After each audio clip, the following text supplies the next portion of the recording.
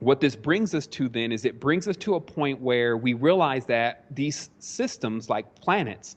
work in cycles.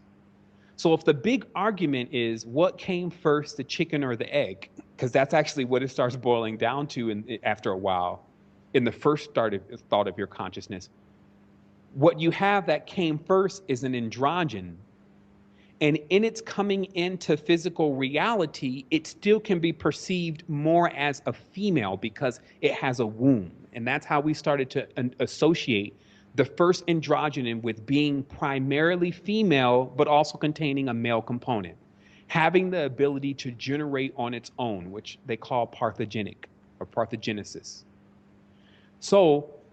what we also witness with this, because this is the major key point to everything that you're ever going to see in occultism, everything you're going to see in movies, everything you're going to see everywhere, is this hidden war that's going on, because that initial androgynous being containing a womb was also vying for its position when it began to produce more life, meaning as more physical life forms came out, you had these male or female polarized entities coming out. And when we pull away all the money and all the distractions and all these different things that are put in front of us now as being valuable,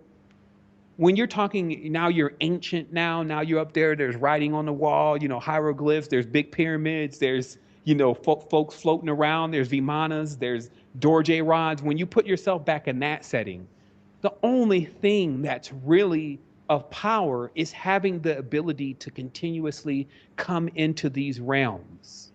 And that's actually what even the Tibetan Book of the Dead and the Egyptian Book of the Dead really entail, is actually how to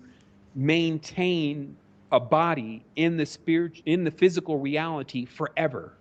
That's why there was so much time and attention and put into the embalming process and keeping the body preserved. So that way, when the spirit left for that moment, it could return back to that body and reanimate that body.